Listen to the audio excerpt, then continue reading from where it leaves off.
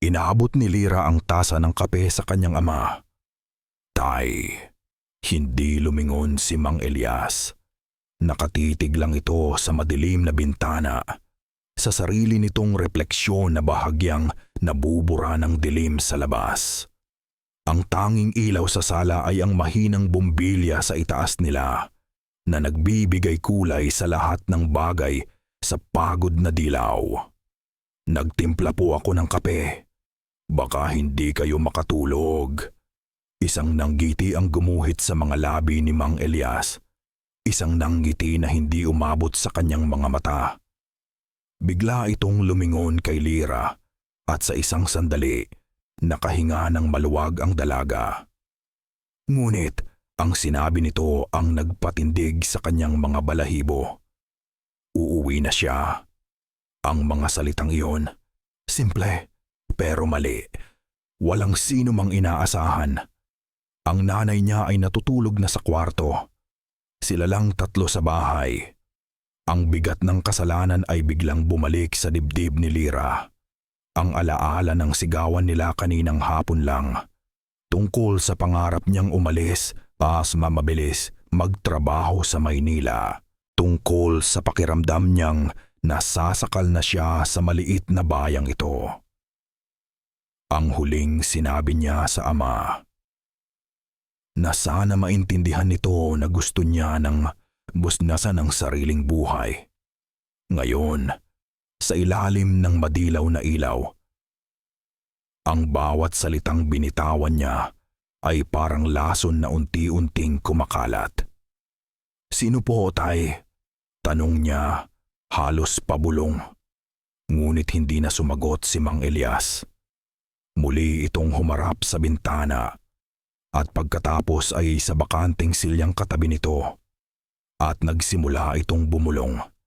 Mahina, halos hangin lang na dumadaan sa mga ngipin. Walang malinaw na salita, tanging tunog ng isang taong may kausap. Isang kausap na si Lira lang ang hindi nakikita. Lumapit si Lira. Nanginginig ang mga kamay na nag-aalok pa rin ng kape. At doon niya naamoy. Isang halimuyak na pamilyar pero banyaga. Matamis pero may lansap. Parang sampagwitang nababad. Nalunod sa maruming tubig. Nanggagaling sa kanyang ama. Inayos niya ang kwelyo ng damit nito. Isang maliit na kilos ng pagmamahal sa gitna ng kakaibang katahimikan. Malamig ang balat ni Mang Elias. Malamig na parang hindi dinadaluyan ng dugo. Kinuha nito ang tasa ng kape mula sa kanya, ngunit hindi ininom. Ipinatong lang sa maliit na mesa. Patuloy sa pagbulong sa kawalan. Umatras si Lira, dahan-dahan. Bawat hakbang ay parang may bigat. Pumasok siya sa kanyang kwarto at isinara ang pinto. Pero hindi niya ito nilak. Nakikinig siya sa katahimikan. Ang tanging maririnig ay ang ugong ng lumang ref sa kusina at ang walang tigil na huni ng mga kuliglig sa labas. At paminsan-minsan, ang mahinang bulong mula sa sala. Hindi siya makatulog. Ang imahe ng kanyang ama na nakangiti ng walang buhay ay nakatatak sa kanyang isipan. May mali.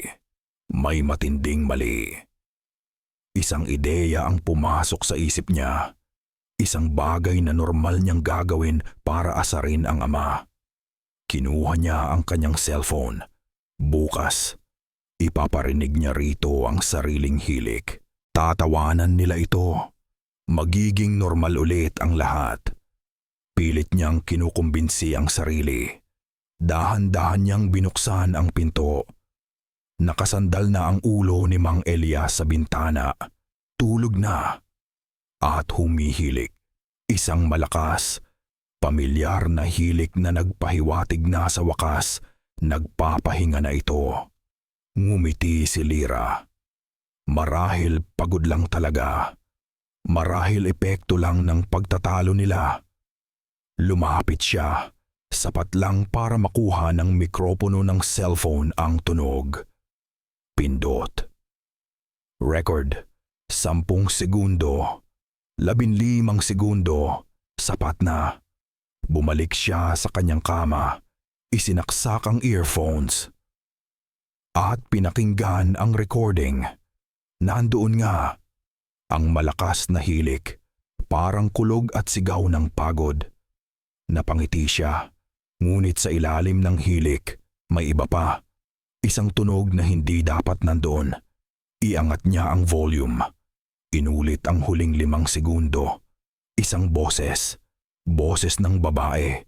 Malamig at tila galing sa napakalayong lugar na sumasabay sa bawat paghinga ng kanyang ama.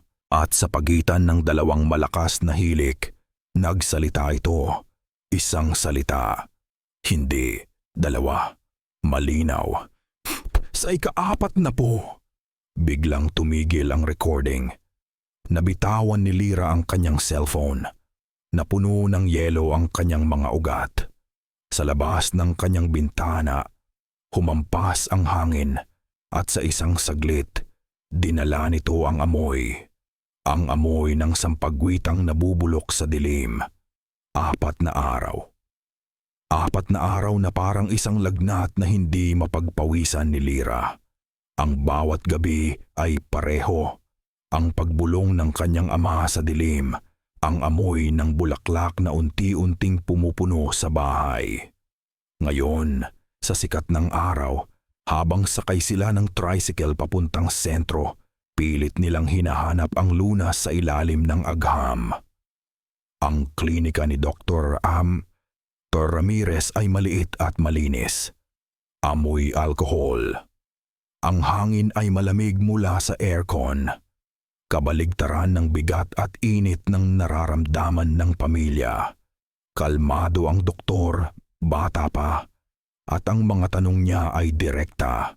Presyon ng dugo, tibok ng puso, mga reflex, lahat normal. He's physically healthy, Aling Flora.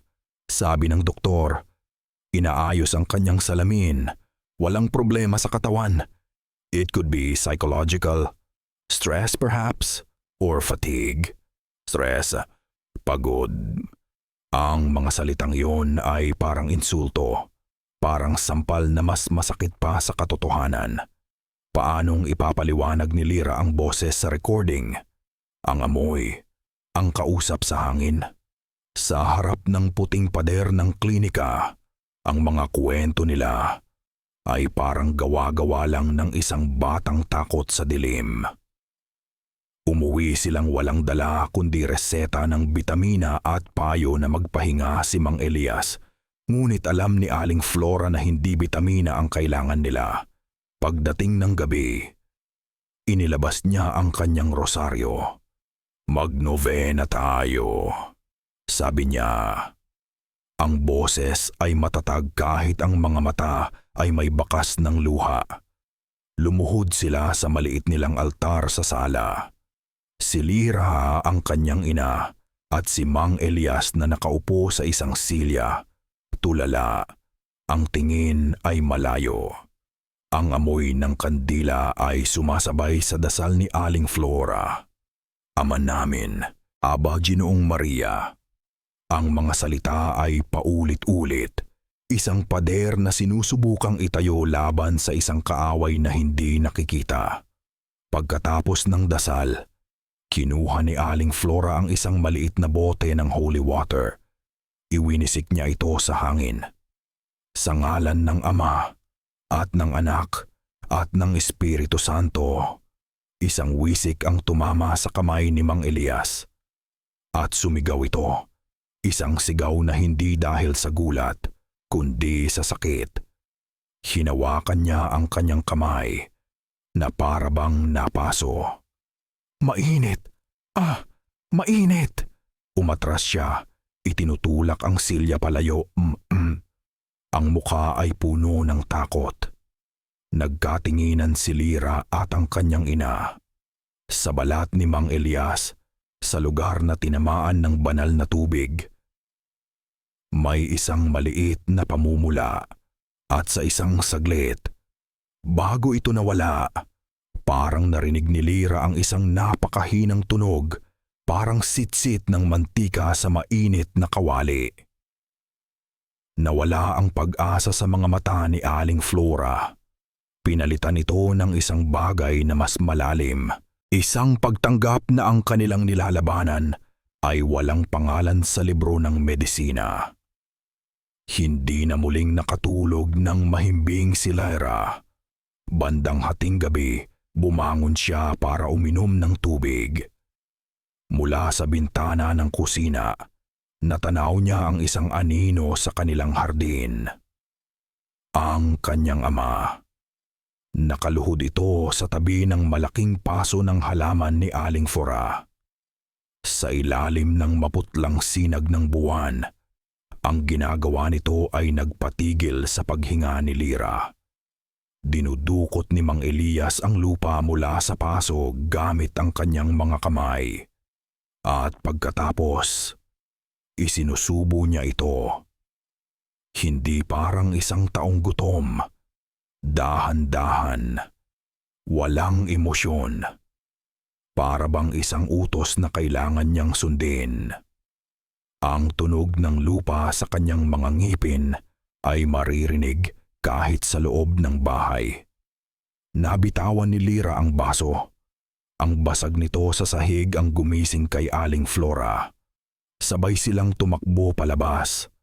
Doon sa ilalim ng buwan, nadatnan nila si Mang Elias. Ang mukha at mga kamay ay puno ng itim na lupa. Walang sinabi si Aling Flora. Kumuha siya ng basahan, binasa ito, at sa gitna ng katahimikan ng gabi, pinunasan niya ang bibig ng kanyang asawa. Ang mga kamay, ang mukha, ang bawat kilos niya ay puno ng pag-aalaga. Ng pagmamahal na lumalaban sa kabaliwan na unti-unting lumalamon sa kanilang pamilya. Puno ng luha ang kanyang mga mata, pero walang pumapatak. Kinabukasan, habang nakaupo si Lyra sa labas, pagod at walang pag-asa, dumating si Rico, ang kanyang kaibigan. Dala nito ang kanyang motor at isang itsura na puno ng pag-aalala. Lyra, may ipapakita ko sa iyo. Inilabas niya ang kanyang cellphone. Isang post sa Facebook mula sa community page ng kanilang bayan. Isang babala. Mag-ingat po sa babaeng to sa may karinderya sa may highway. Si Aling Salome. Balita po namin mangkukulam. At sa ilalim ng text may isang litrato. Malabo kuha mula sa malayo. Isang babae nakatayo sa harap ng isang dambuhalang puno. Ang mga ugat nito ay parang mga ahas na gumagapang sa lupa. Ang mga sanga nito ay parang mga kamay na sinusubukang abutin ang langit.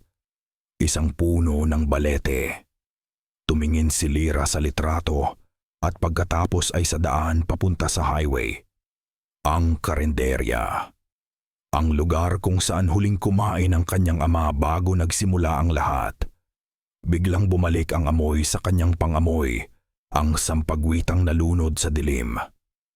At ngayon, may kasama na itong amoy ng mamasa-masang lupa. Gabi na nang lakasin ni Lyra ang kanyang loob. Ang bawat hakbang sa madilim na eskinita papunta sa dulo ng kanilang barangay ay parang pagtapak sa dayuhang lupain. Dito nakatira si Lola Nena, ang bahay na iniiwasan ng mga bata sa takot at pinagbubulungan ng mga matatanda. Ang bakod ay gawa sa pinagtagpi-tagping kawayan, halos guguho na. May mga nakasabit na kung ano-anong tuyong halaman at maliliit na boteng itim ang laman. Ang amoy sa hangin ay kakaiba, pinaghalong luya, abo, at isang bagay na matamis at luma. Kumatok si Lyra sa pintong gawa sa yero. 3 beses, Mahina, walang sumasagot. Kumatok siya ulit, mas malakas ngayon. Lola Nena. Isang galit na boses ang sumagot mula sa loob. Umalis ka! Walang tao rito! Lola, parang awan niyo na po. Kailangan ko po ng tulong. Biglang bumukas ang pinto, sapat lang para iluwa ang kalahating muka ng isang matandang babae. Ang balat niya ay kulubot na parang tuyong dahon. Ang mga mata niya ay malalim, puno ng pagod at paghihinala. Wala akong maitutulong sa'yo. Bumalik ka sa pinanggalingan mo. Akmang isasara na ng matanda ang pinto nang sumigaw si Lyra. Ang boses ay basag at puno ng desperasyon. Tungkol po ito sa tatay ko, kay Elias. May amoy ng bulaklak na nabubulok at may boses sa recording sa pagbanggit ng mga detalye. Natigilan si Lola Nena. Ang inis sa kanyang mukha ay biglang napalitan ng isang bagay na mas matindi. Takot.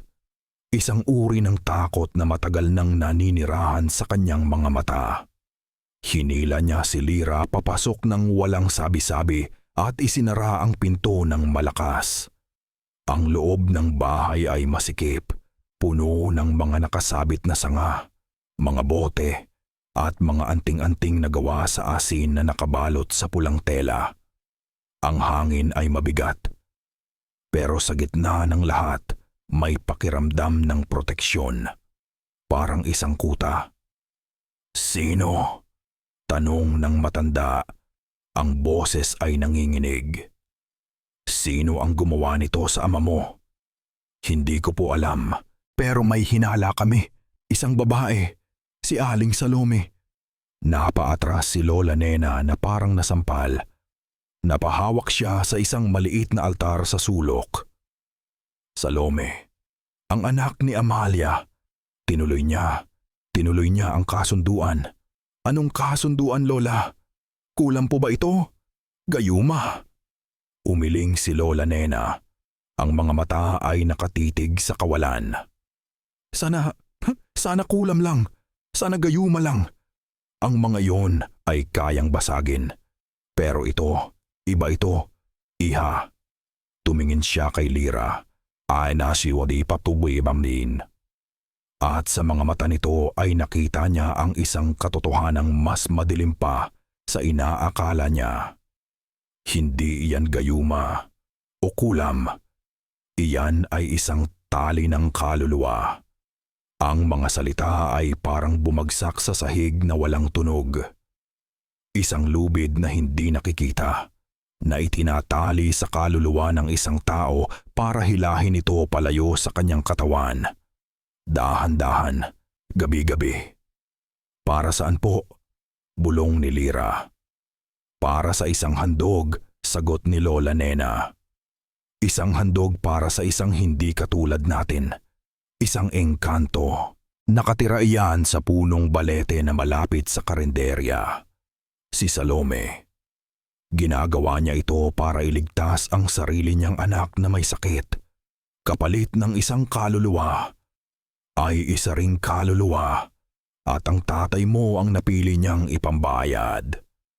Nanginginig, inabot ni Lola Nena ang isang tasa kay Lyra. Sa labat. Mainit. Ang mga kamay ng matanda ay magaspang, puno ng mga ugat, marka ng mahabang buhay at pagod. Uminom ka muna. Mahaba ang gabi. Ang bawat salita ng matanda ay parang patak ng lason sa isipan ni Lyra. Ang doktor, ang mga bitamina, ang nobena. Lahat ay walang silbi. Isang laro lang pala ang lahat habang ang tunay na laban ay nangyayari sa isang mundong hindi niya nakikita. May pag-asa pa po ba? Tanong ni Lyra. Ang boses ay halos mawala na. Hindi agad sumagot si Lola Nena. Lumapit ito sa isang kalendaryong nakasabit sa dingding. Luma na. Ang mga pahina ay kulay dilaw na. Itinuro nito ang petsa ngayon. Ikapito. Nasa ikapitong araw na kayo. Tumingin ito kay Lyra. Ang mga mata ay puno ng awa at matinding babala. May 33 araw na lang kayo para putulin ang tali.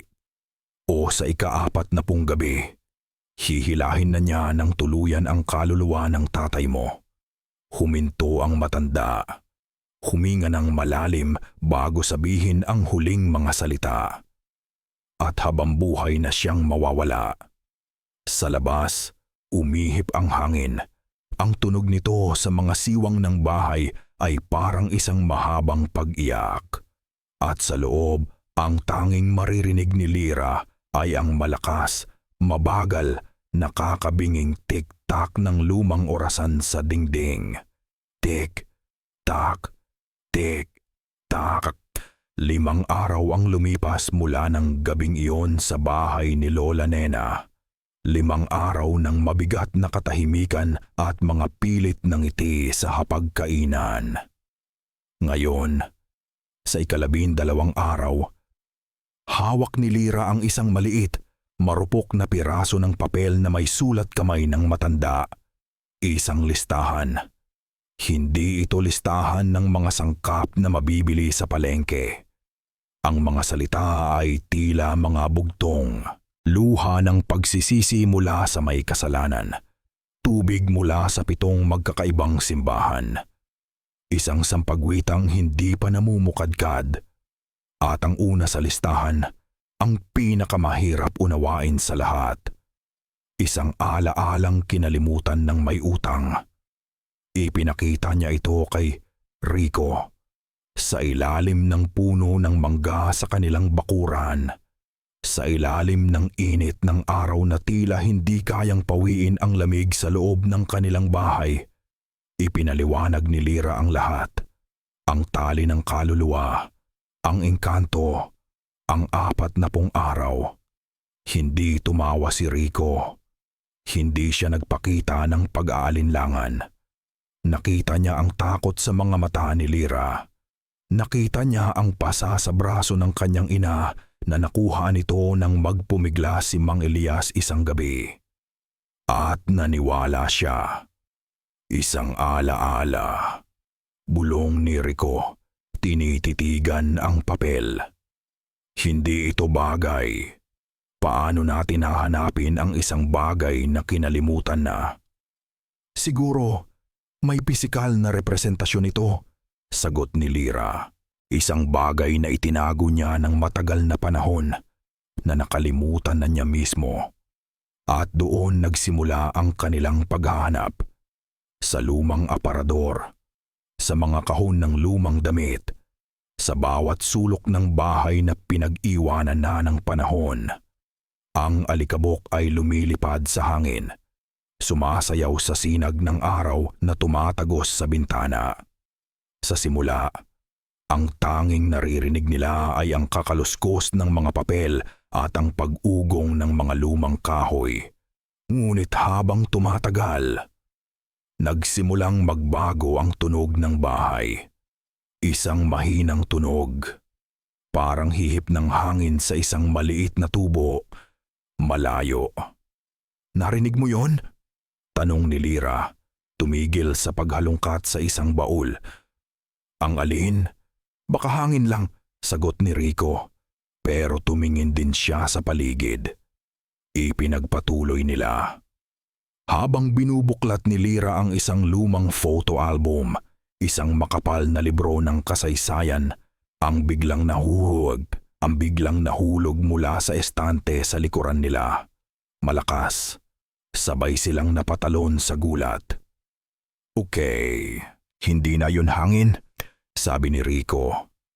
Ang boses ay medyo nanginginig. Isang anino. Dumaan sa bintana. Mabilis. Napakabilis para makita ng malinaw. Nagkatinginan sila.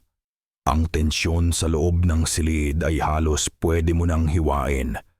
Patuloy sila. Pero ngayon, Mas maingat na ang bawat kilos, mas alerto. Bawat kaluskos, bawat pagbabago sa hangin ay isang banta.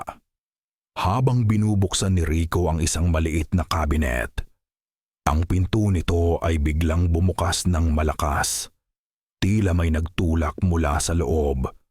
Napaatras si Rico at sa isang kilos na hindi niya namalayan, nakagawa siya ng senyas ng krus sa kanyang dibdib.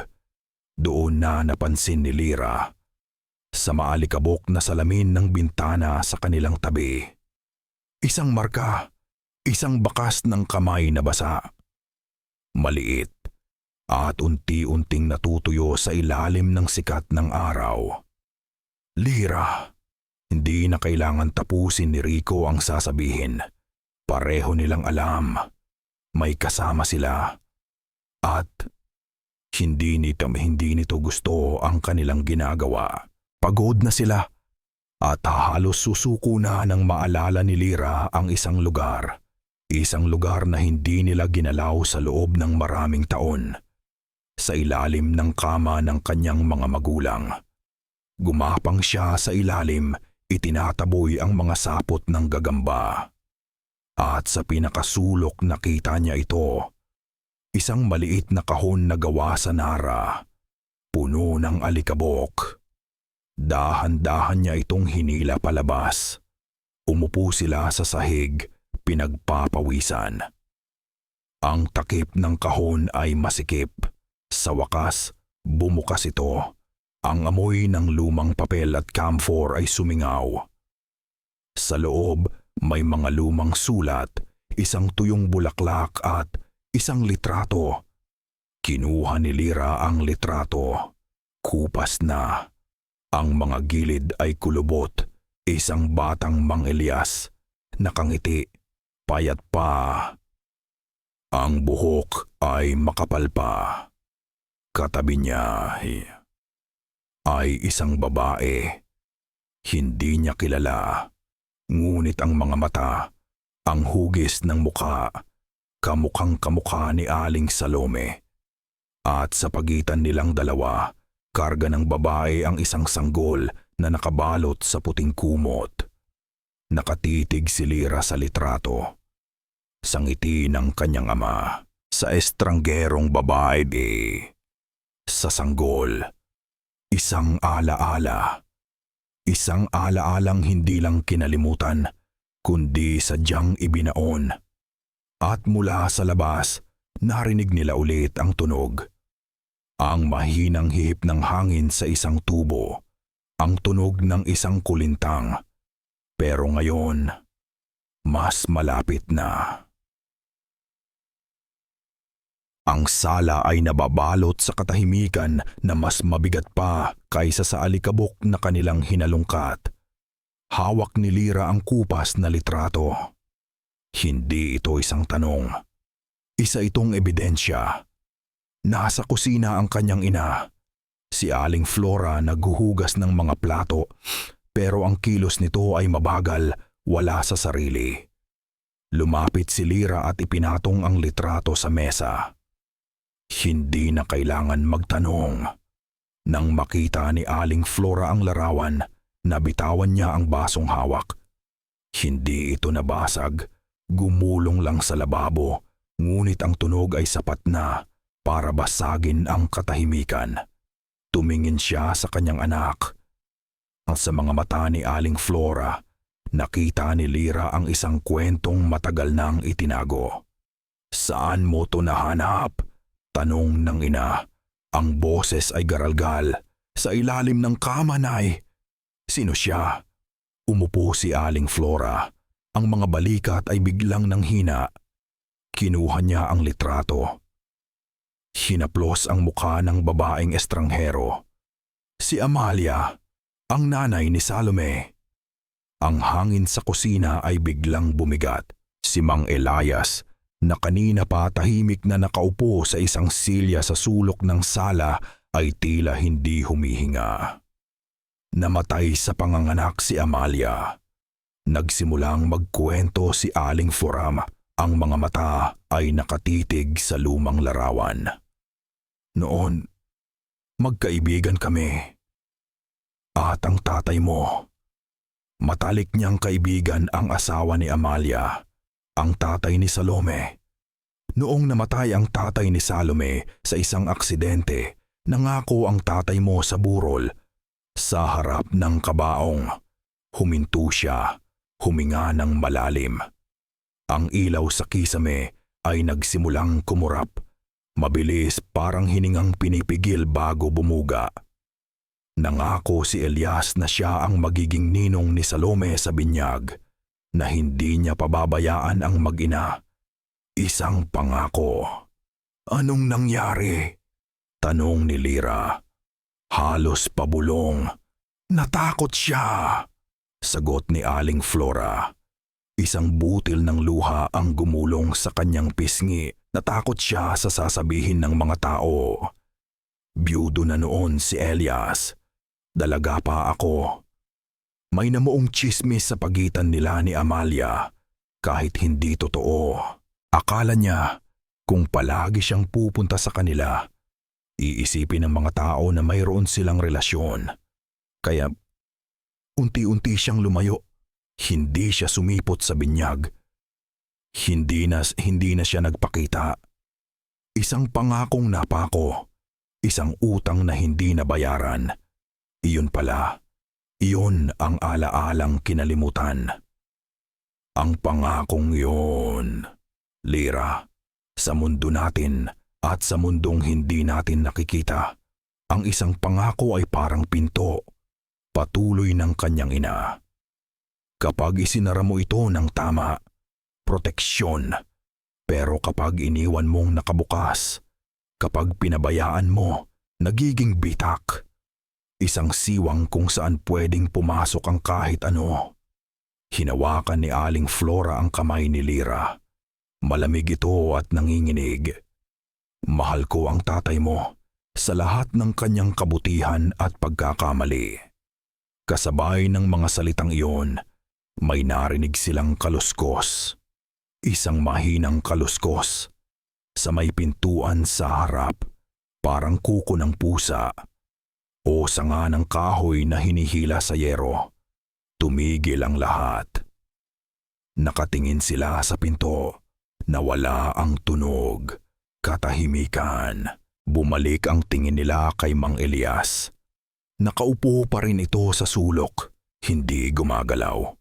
Tulala. Ngunit dahan-dahan itong nagangat ng ulo. Ang mga mata niya.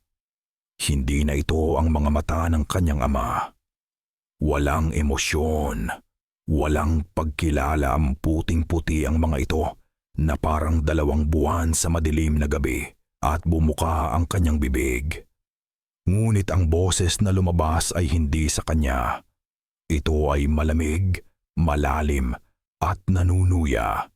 Isang boses na tila galing sa ilalim ng lupa, sa mga ugat ng isang napakatandang puno. Ang utang ay dapat bayaran. Ang init ng araw sa 25 araw ay nakakapasong aninag sa kalsada. Ang alikabok mula sa highway ay lumilikha ng isang maruming ulap na piyugdim na dumidikit sa balat. Ngunit para kay Lyra, ang init sa labas ay walang-wala kumpara sa apoy ng galit na nag-aalab sa kanyang dibdib. Hawak niya ang litrato sa loob ng kanyang bulsa. Isang pirasong papel laban sa isang kaaway na hindi niya lubos maintindihan. Nakatayo ang karinderya sa gilid ng daan.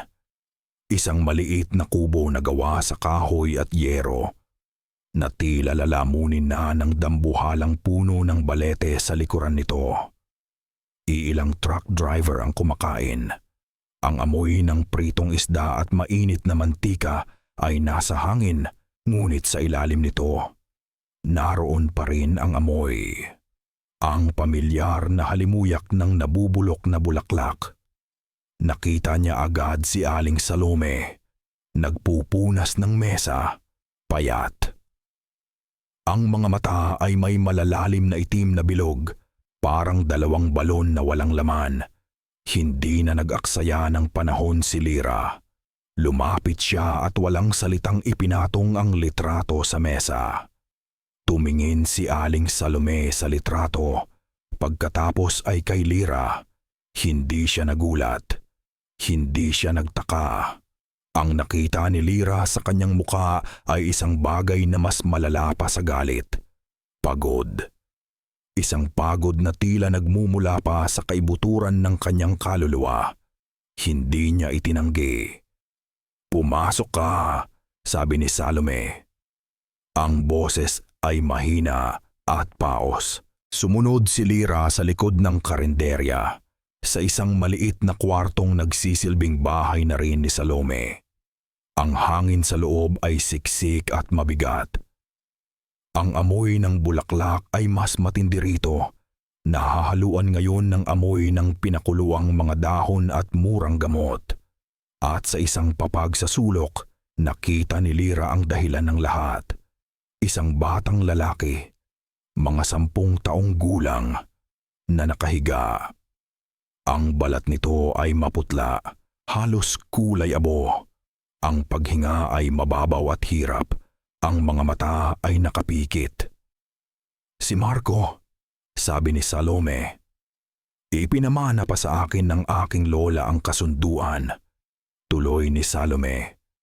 "Ang tingin ay nasa anak, hindi kay Lyra. Ang pamilya namin, matagal nang may utang sa kanya, sa nakatira sa puno, kapalit ng magandang ani, ng proteksyon. Hihingi siya ng kapalit balang araw." Nawala ang lahat ng galit sa puso ni Lyra. Ang pumalit ay isang malamig na takot na gumapang mula sa kanyang tiyan. Ang babaeng nasa harap niya ay hindi isang halimaw. Isa siyang biktima na ngayon ay nagiging berdugo para lang magpatuloy. "Ang doktor," sabi niya, "ilang linggo na lang si Marco." Humikbi si Salome. "Sinubukan ko ang lahat. Mga gamot, albularyo, dasal, walang nangyari. Hanggang sa napanaginipan ko siya." Sinabi niya na panahon na para maningil. At kung makakapagbigay ako ng isang kaluluwang malakas, isang kaluluwang may bitak na, pagagalingin niya si Marco. Isang kaluluwa para sa isang kaluluwa. "Bakit ang tatay ko?" tanong ni Lyra. Ang boses ay nanginginig. "Dahil sa pangako," sagot ni Salome. Sa wakas ay tumingin kay Lyra. Ang mga mata ay pununo ng luha at pagsisisi. Ang bitak na iniwan ng kanyang pangakong napako, iyon ang ginamit niyang pasukan. Sa katahimikan ng kwarto, isang butiki ang tumunog sa kisame. Tik! Tik! Tik! Tik! Tik! Tik! Tik! Tik! 7 beses. Isang masamang pangitain. Napatingin ang mga mata ni Lyra sa sa kamay ni Marco. Mahigpit nitong hawak ang isang luma at gasgas na rosaryo. Nanghina ang mga tuhod ni Lyra. Ang babaeng ito, humihingi ng tulong sa demonyo habang ang anak niya ay nakakapit sa simbolo ng Diyos. Ang kabalintunaan ay isang sampal na gumising sa kanya sa katotohanang walang itim at puti sa laban na ito. Tanging iba't ibang antas ng kulay abo. Wala nang masabi si Lyra. Anong sasabihin niya? Na hahayaan na lang niyang mamatay ang kanyang ama para sa isang batang hindi niya kilala? O nakarapat dapat mamatay ang bata para mabuhay ang kanyang ama? Tumalikod siya. "Sandali," pigil ni Salome pa Salome. Humarap si Lyra. "Huli na ang lahat," sabi ni Salome. Ang boses ay walang laman, walang pag-asa. Naririnig na niya ang tawag ng puno. Lumabas si Lyra mula sa masikip na kwarto, pabalik sa nakakapasong init ng araw. Ngunit hindi na niya ito naramdaman. Habang naglalakad siya palayo, Narinig niya ang tunog. Ang tunog ng libu-libong dahon ng puno ng balete sa kanyang likuran. Nagkikiskisan, kumakaluskos kahit walang hangin. Gabi ng ika-33 araw, 1 linggo na lang. Ang hangin sa loob ng bahay ay tila hindi gumagalaw, mabigat sa halong gahang amoy ng dasal at takot. Sinusunod nila ang isa sa mga bilin ni Lola Nena. Magsindi ng kandilang gawa sa purong pulot pukyutan, sabi ng matanda. Ang liwanag nito ay hindi gusto ng mga nasa dilim. 7 kandila. 7 maliliit na apoy na sumasayaw sa bawat sulok ng sala. Ang kanilang liwanag ay malambot at kulay ginto. Si Mang Elias ay nakaupo sa gitna, mas tahimik kaysa dati. Ang mga mata ay nakapikit. Nagdarasal si Aling Flora. Hawak ang kanyang rosaryo. Si Rico ay nasa tabi ni Lira. Hindi nagsasalita. Ang presensya niya ay isang tahimik na suporta. Sa unang pagkakataon sa loob ng maraming linggo, mayroong isang manipis, marupok na hibla ng pag-asa. Bigla, isang malakas na ihip ng hangin, ngunit lahat ng bintana ay sarado. At namatay ang lahat ng kandila. Sabay-sabay. Na para bang hindi hinipan, kundi ninakaw ang apoy mula sa mga mitya. Kadiliman. Ang tanging liwanag ay ang maputlang sinag ng buwan mula sa labas. At sa katahimikang biglang bumalot sa kanila, nagsimula ang mga tunog. Una, sa bubong. Mabibigat na yabag. Hindi yabag ng tao. Masyadong mabagal. Masyadong mabigat. Tila isang dambuhalang hayop ang naglalakad sa kanilang yero. Pagkatapos, ang bahay mismo ay bahagyang yumanig. 1 beses, 2 beses. Ang mga plato sa kusina ay nagkatinigan. At ang mga bulong, nagsimula na ang mga bulong, hindi galing sa isang direksyon, galing sa lahat ng dako. Tila bumubulong ang mga pader, ang sahig, ang mismong hangin sa kanilang paligid. Mga salitang hindi maintindihan, pero ang intensyon ay malinaw. Panunuya, galit, inay. Narinig ni Lira ang sariling boses. Nanginginig. Ngunit ang sagot ay hindi galing sa kanyang ina. Galing ito kay Mang Elias. Sumigaw ito. Isang sigaw na hindi galing sa takot, kundi sa purong paghihirap. At nagsalita ito sa kakaibang wika mula sa recording, malakas, mabilis. Ang mga salita ay parang mga batong ibinabato mula sa kanyang lalamunan. Nagsimula itong mangisay sa kanyang upuan. Ang katawan ay binabatak ng isang puwersang hindi nakikita. Napatayo si Lira, ngunit hindi makagalaw. Tila nagyelo ang kanyang mga paa sa sahig. Ang kadiliman ay may bigat, may sariling buhay. At sa gitna ng kadilimang iyon, naramdaman niya ito. Isang malamig na hininga sa kanyang batok. Napapikit siya, hinihintay ang kung anuman ang susunod. Lira! Isang kamay ang humawak sa kanyang braso. Isang liwanag ang tumama sa kanyang muka. Si Rico. Kahit sa dilim, nakita ni Lira ang takot sa mukha ng kaibigan. Ngunit kumikilos ito. Ang liwanag ay galing sa flashlight ng kanyang cellphone. Hinila siya ni Rico palayo sa gitna. Dito tayo sa pader. Sa sandaling iyon, isang sasakyan ang dumaan sa highway. Isang jeepney, ang mga ilaw nito ay malakas at nakakasilaw. Ang liwanag ay pumasok sa kanilang bintana, isang mabilis na pagwawalis ng dilaw na ilaw sa buong sala. At sa isang segundo na kasing tagal ng habang buhay, nakita ni Lira. Nakita niya ang dahilan ng malamig na hininga.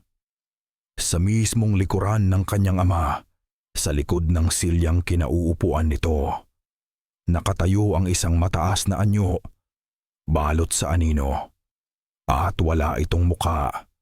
Ika-39 na araw, ang araw bago ang katapusan. Ang imahe ng anyong walang muka ay nakatatak sa isipan ni Lyra, paulit-ulit na bumabalik sa bawat pagpikit niya. Pagkatapos ng pag-atake, ang bahay ay naging mas tahimik, ngunit mas mabigat. Tila isang hayop na nag-aabang, nagpapahinga bago ang huling pagsalakay. Nasa maliit na mesa ang mga sangkap na kanilang nakuha. Ang tubig mula sa 7 simbahan, nakalagay sa isang maliit na prasko. Ang sampagwitang hindi pa namumukadkad na nakuha ni Rico mula sa hardin ng isang kumbento. Ang litrato, isa na lang ang kulang. Ang pinakamahirap, luha ng pagsisisi mula sa may kasalanan. Buong araw, iniisip ni Lyra kung paano niya ito makukuha. Ang may kasalanan, ang kanyang ama. Ngunit paano siya makakakuha ng luha ng pagsisisi mula sa isang taong ang kaluluwa ay halos wala na sa kanyang katawan? Ang kanyang ama ay isang basyong sisidlan. Ang mga mata ay laging nakatitig sa kawalan. Desperasyon. Iyon ang nararamdaman niya habang papalubog ang araw. Naupo siya sa sahig sa tabi ng upuan ng kanyang ama. Pagod na siya. Pagod na sa takot. At sa pagod na iyon, isang realisasyon ang dumating. Ang may kasalanan. Paano kung hindi lang ang kanyang ama ang tinutukoy? Tumingin siya sa mukha ni Mang Elias. Ang dating masayahing mukha na ngayon ay guhit na lamang ng paghihirap. At naalala niya ang kanilang huling pag-uusap. Ang huling normal na pag-uusap nila. Ang pagtatalo. Ang galit sa kanyang boses, ang pagnanais niyang umalis, ang kasalanan.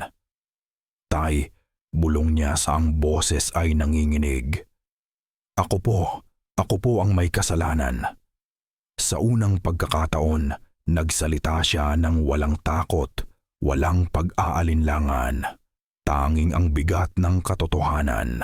Nagalit po ako. Nagalit ako dahil akala ko hindi niyo ako naiintindihan. Na gusto niyo lang akong manatili rito. Naging makasarili ako, tay. Hindi ko inisip ang pagod niyo, ang sakripisyo niyo para sa akin. Ang gusto ko lang ay ang sarili ko. Nagsimulang mamasa ang kanyang mga mata. Hindi dahil sa takot sa engkanto, hindi dahil sa papalapit na gabi, dahil sa pagsisisi. Patawarin niyo po ako, tay. Patawad kung nasaktan ko kayo. Patawad kung hindi ko sinuklian ang pagmamahal niyo. Mahal na mahal ko po kayo. At doon, bumagsak ang mga luha. Tuloy-tuloy. Mainit. Ang bawat patak ay isang salitang hindi niya masabi noon. Ang bawat hikbi ay isang yakap na hindi niya maibigay ngayon. At habang umiiyak siya, may nagbago sa hangin. Ang amoy. Ang amoy ng nabubulok na sampagwita na naging bahagi na ng kanilang buhay sa loob ng 39 na araw. Unti-unti itong nawawala. At ang pumalit ay ang malinis, matamis na kunahalimuyak ng tunay na sampagwita. Sa gitna ng kanyang pag-iyak, naramdaman niya ang isang paggalaw. Dahan-dahan, nanginginig. Itinaas ni Mang Elias ang kanyang kamay at hinaplos nito ang kanyang pisngi. Isang sandali na tuwidyam ay isang sandali ng liwanag.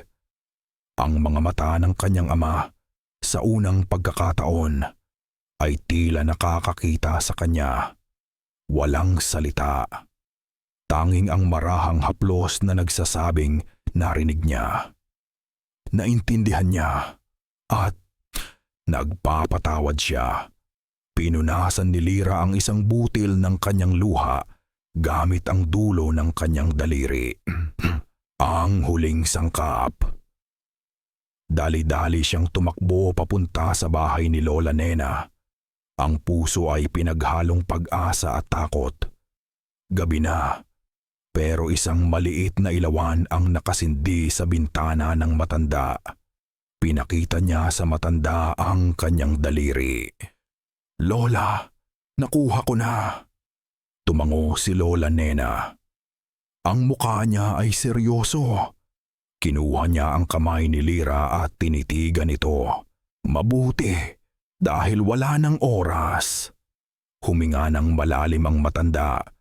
Tila naghahanda para sa isang mabigat na balita. Tumingin ito ng diretso sa mga mata ni Lira. "Handa ka na sa huling bilin?" Tumango si Lira. Ang pagbigkas ng kanyang tunay na pangalan.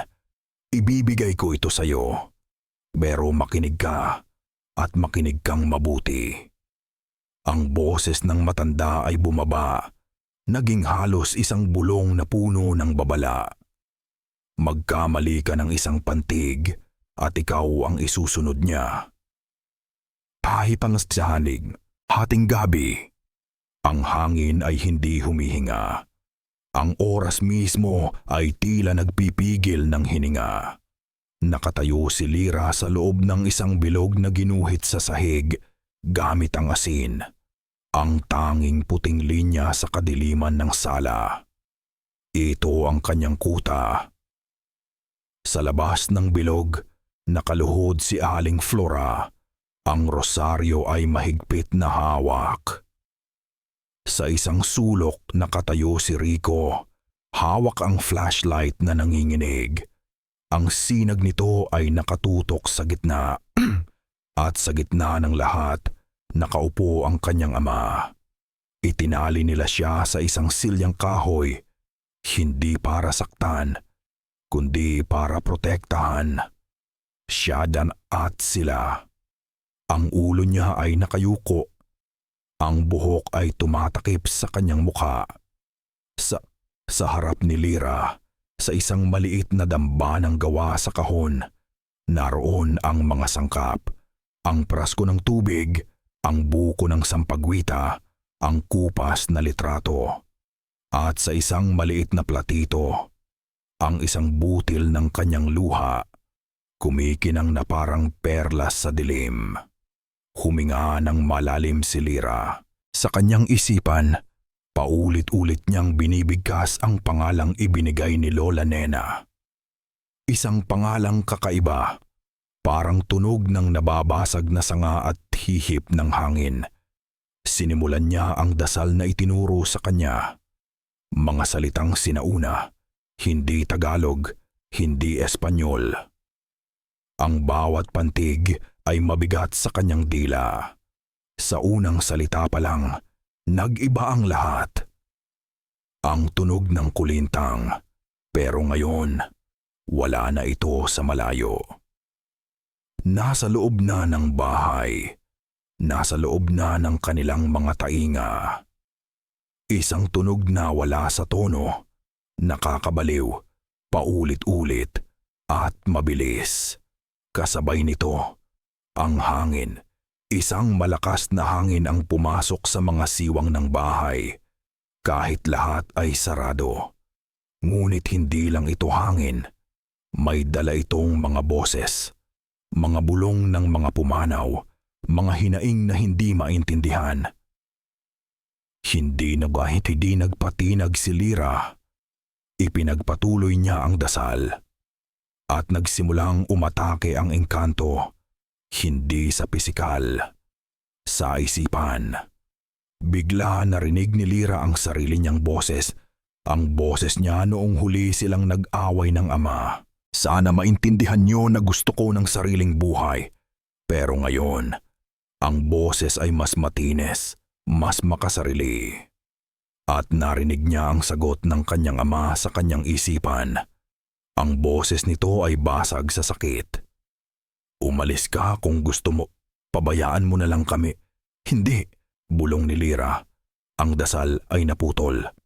Bigla, isang sigaw. Galing sa kusina. Boses ni Rico. "Lira! Tulong!" Napalingon si Lira. Ang puso ay lumundag sa kanyang lalamunan. Gusto niyang tumakbo. Gusto niyang lumabas sa bilog. Ngunit alam niya, isang ilusyon, isang patibong. Pinilit niyang ipagpatuloy ang dasal. Pero ngayon, nanginginig na ang kanyang boses. At nagsalita ang engkanto, direkta sa kanyang isipan. Isang boses na malamig, walang kasarian. Kasalanan mo ito. Lahat ng ito, ang pangako, ang bitak, hindi iyon sa ama mo nagsimula. Nagsimula iyon sa iyo. Sa pagnanais mong umalis, ikaw ang siwang, ikaw ang pinto. Nagsimulang umiyak si Lyra. Totoo, kung hindi siya nagrebelde, kung hindi niya sinaktan ang ama, baka hindi ito nanghina, baka hindi ito naging marupok. Malapit na siyang bumigay. Ang mga salita ng dasal ay nawawala na sa kanyang isipan. Aladanitan din na sa siyakdam.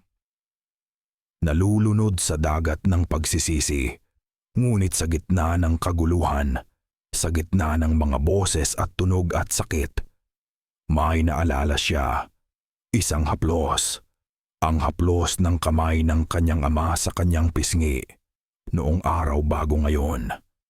Ang isang sandali ng liwanag sa mga mata nito, ang pagpapatawad. Hindi iyon ilusyon, totoo iyon. Ang pagmamahal na iyon, totoo. Pinikit ni Lira ang kanyang mga mata. At mula sa isang lugar sa loob niya na hindi niya alam na mayroon pala, bumalik ang kanyang lakas. Ang pagmamahal ng kanyang ama ang naging kanyang kalasag. Ang pagsisisi niya ang naging kanyang sandata. Ipinagpatuloy niya ang dasal. Ngayon, ang boses niya ay hindi na nanginginig. Matatag, malakas, galit, tumigil ang mga boses. Tumigil ang kulintang. Tumigil ang hangin. At sa katahimikang iyon, itinaas ni Mang Elias ang kanyang ulo. Napasinghap si Aling Flora. Napamura si Rico. Ang mga mata ng kanyang ama, wala na. Ang naroon na lang ay 2 butas na puno ng kadiliman. Itim na itim. Parang 2 bintana papunta sa kawalan. Dumating na ang oras. Ang oras para bigkasin ang pangalan. Huminga ng malalim si Lira. Tinitigan niya ang itim na mga mata ng nilalang sa harap niya. Inihanda ang sarili. Ibubuka na sana niya ang kanyang bibig para sabihin ang pangalang ibinigay ni Lola Nena. Ngunit natigilan siya. Isang bagay ang mali. Sa kanyang isipan, nakita niya ang litrato ang pangako. Ang rosaryo sa kamay ni Marco. Ang luha ni Salome. Lahat ay konektado. At ang pangalang ibinigay sa kanya. Hindi ito tumutugma. Napuno ng bigla ang pagkaunawa ang kanyang muka. Isang katotohanang nakakagulat at nakakatakot. At sa nakakabinging katahimikan ng sala, ang tanging maririnig ay ang malakas na tibok ng puso ni Lira. Thud thump, thud thump. Habang nakikipagtitigan sa demonyong nakaupo sa silya ng kanyang ama. Ang pangalan, Banyuhay. Ang ibinigay ni Lola Nena. Isang salitang nangangahulugang pagbabagong anyo. Isang titulo. Isang deskripsyon. Hindi isang pangalan. Sa isang iglap, lahat ng piraso ay nagkabit-kabit sa isipan ni Lira. Ang kwento ni Lola Nena tungkol sa sarili niyang kabiguan, maraming taon na ang nakalipas. Binigyan din niya ito ng pangalan, pero nabigo siya dahil hindi niya alam ang tunay na ugat. Hindi niya alam ang kwento sa likod. Ang alam lang niya ay ang halimaw. Ngunit si Lyra, alam niya ang litrato, ang kwento ng kanyang ina. Ang mga luha ni Aling Salome, ang sarili niyang pagsisisi. Lahat sila ay umiikot sa iisang bagay. Isang bagay na mas makapangyarihan pa sa kahit anong halimaw dahil ito ay isang puwersang galing mismo sa mga tao. Isang puwersang kayang bumuo at kayang sumira. Ang nilalang sa harap niya ay hindi pinapagana ng galit o ng kasamaan. Pinapagana ito ng isang basag na kontrata. Isang kasunduang hindi natupad. Ang engkanto ay hindi ang sakit. Ito ay ang sintomas. Ang tunay na halimaw ay ang sugat na hindi kailanman naghilom. Tumingin si Lyra sa nilalang na may itim na mga mata. Wala na ang takot sa kanyang dibdib. Ang naroon ay isang malinaw at malamig na pagkaunawa. Hindi niya kailangang sigawan ang pangalan. Kailangan niya lang itong kilalanin. Dahan-dahan, itinaas niya ang kanyang kamay at itinuro ito. Hindi sa kanyang ama, kundi sa nilalang na nasa loob nito. At sa isang boses na kalmado, matatag, at malinaw sa gitna ng nakakabinging katahimikan, sinabi niya ang salitang nagbubuklod sa lahat. Pangako. Isang salita lang. Ngunit ang epekto nito ay parang isang pagsabog. Sumigaw ang nilalang. Isang sigaw na hindi makatao. Hindi ito sigaw ng sakit mula sa isang sugat. Ito ay sigaw ng pagkakabunyag. Ang tunog ay parang 100 taong puno na binubunot mula sa lupa. Ang mga ugat ay marahas na pinuputol. Ang itim na usok ay marahas na hinugot mula sa bibig at ilong ni Mang Elias. Nagtipon ito sa hangin sa loob ng 1 segundo. Isang anyong kumikirot sa pagitan ng pagiging anino at pagiging wala. Bago ito sumabog palabas ng bintana, binabasag ang salamin sa daan nito. At pagkatapos, katahimikan, ang mabigat na presyon sa hangin nawala. Ang tunog ng kulintang nawala. Ang amoy ng nabubulok na sampagwita nawala. Lahat ng bigat ay biglang inangat. Si Mang Elias ay bumagsak sa upuan. Ang mga tali ay tila lumuwag. Ang kanyang katawan ay malatata na parang basahan. Nawalan siya ng malay. Tay! Sigaw ni Lyra. Lumalabas ng bilog. Ang luha ay bumubuhos na ulit sa kanyang mga mata.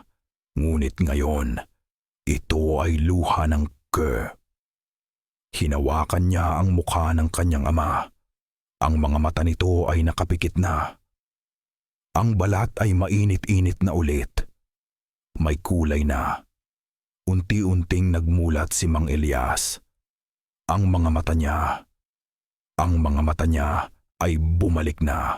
Pagod, nalilito, ngunit sa kanya na ulit.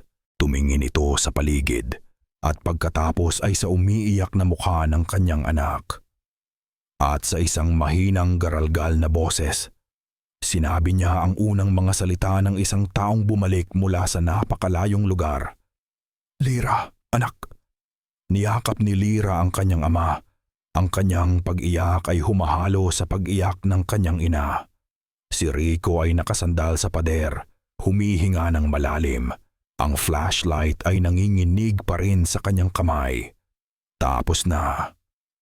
Sa wakas, tapos na. Habang magkayakap ang mag-ama, may napansin si Rico sa labas. Sa nabasag na bintana, Lyra! Sabi niya. Ang boses ay pununo ng pagkamangha. Tingnan niyo! Lumapit si Lyra sa bintana. Akay-akay ang kanyang ama.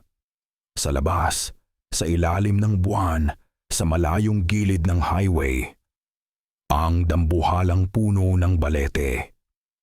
Ang mga dahon nito ay mabilis na naninilaw. Ang mga sanga na kanina lang ay parang mga kamay na nakaamba sa langit ay unti-unting bumabagsak, nalalanta sa harap mismo ng kanilang mga mata. Ang puno na naging simbolo ng kanilang bangungot sa loob ng 40 araw ay namamatay. Lumipas ang 2 araw. Ang bahay ay unti-unting bumabalik sa dati, pero may mga pilat na hindi na mabubura. Ang basag na bintana, ang bakas ng bilog na asin sa sahig na pilit kinukuskos ni Aling Flora, ang katahimikan ni Mang Elias na kahit gising at mulat na ay tila may isang bahagi pa ring naiwan sa madilim na lugar na pinanggalingan niya. At sa 3 gabi, alam ni Lira ang kailangan niyang gawin. Ang huling hibla ng tali na kailangan niyang putulin. Naglakad siyang mag-isa papunta sa karinderya. Wala na ang galit sa kanyang dibdib. Wala na ang takot. Ang naroon na lang ay isang mabigat na pakiramdam ng tungkulin. Sarado na ang karinderya, ngunit may isang mahinang ilaw mula sa gasera sa loob ng bahay ni Salome. Kumatok si Lira. Mahina. Bumukas ang pinto. Si Aling Salome. Mas payat pa kaysa dati. Ang mga mata niya ay tuyo na parabang naubos na ang lahat ng luha. Walang salitaan. Pinapasok niya si Lira. Ang kwarto ay malinis na ngayon, ngunit bakante. Ang papag sa sulok kung saan nakahiga si Marco ay wala na. Naupo sila sa 2 upuang kahoy. Ang tanging tunog ay ang huni ng gasera at ang malayong ugong ng mga sasakyan sa highway. Ang katahimikan sa loob ng kwarto ay mas nakakabingi, mas nakakatakot kaysa sa anumang sigaw o bulong na narinig ni Lira sa loob ng 40 araw. Ito ang katahimikan ng kawalan. Kasabay ng pagputol ng tali, basag ni Salome sa katahimikan. Ang boses ay mahina at walang emosyon. Naputol din ang sa kanya. Tumango si Lira. Walang masabi. Nandito po ako. Nagsimula si Lira. Pinipilit ang mga salita na lumabas. Nandito po ako para humingi ng tawad sa ngalan ng tatay ko para sa isang pangakong napako. Tumingin si Salome sa kanya. Sa unang pagkakataon, isang emosyon ang gumuhit sa mukha nito. Hindi galit, hindi lungkot, pagkaunawa. Wala nang dapat patawarin, sagot ni Salome. Lahat tayo ay may binayaran na utang. Tumayo si Salome at may kinuha sa isang maliit na altar sa sulok. Isang florera na may iisang bulaklak. Lumapit siya kay Lira at iniabot ito. Isang sampagwita, maputi, sariwa, at mabango sa paraang dapat nitong maging. Para sa kanya, sabi ni Salome. Tinanggap ni Lira ang bulaklak. Isang alay ng kapayapaan. Isang simbolo na tapos na ang lahat. Umuwi si Lira na dala ang sampagwita. Pagdating niya sa bahay, ang hapunan ay nakahain na. Sa unang pagkakataon sa loob ng 40 araw, kumain sila ng sabay-sabay sa mesa na walang mabigat na takot na nakabitin sa hangin. Nagkukuwento si Aling Flora tungkol sa kanyang mga pananim. Nagsasalita si Mang Elias paunti-unti tungkol sa mga plano niyang ayusin ang bubong. Nakikinig si Rico, nakikitawa. Normal. Isang napakagandang normalidad. Pagkatapos ng hapunan, habang naghuhuhugas ng plato si Lira, napatingin siya sa bintana. Ang bintanang basag na tinakpan lang muna ng karton. May maliit na butas sa gitna.